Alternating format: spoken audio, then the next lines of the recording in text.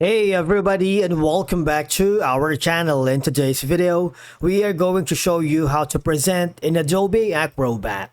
Let's begin. Now, the first thing that you need to do is to log in using your credentials. If this is the first time in Adobe Acrobat, I want you to click the sign up option. And from here, just follow the on-screen instructions and you're good to go. Presenting in Adobe Acrobat is a simple process that offers several advantages, especially when working with documents, forms, and reports.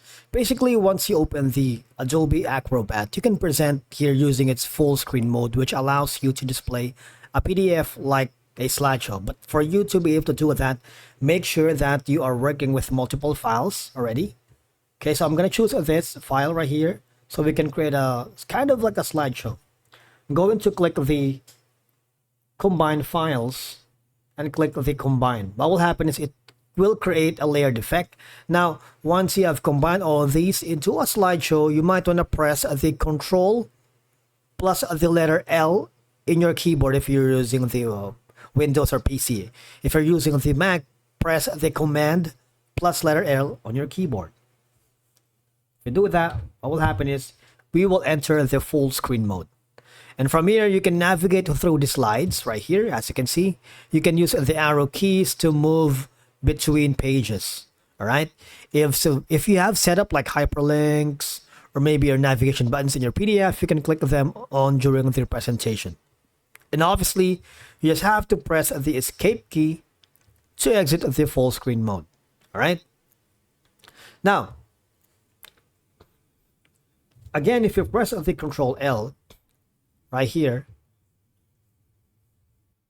PDFs are a standard format for sharing document, right? So ensuring it's compatible across devices on the platform. So when you use it for presentation, it creates a professional looking kind of a slideshow for good for contracts, reporting, and other materials with high quality text and graphics.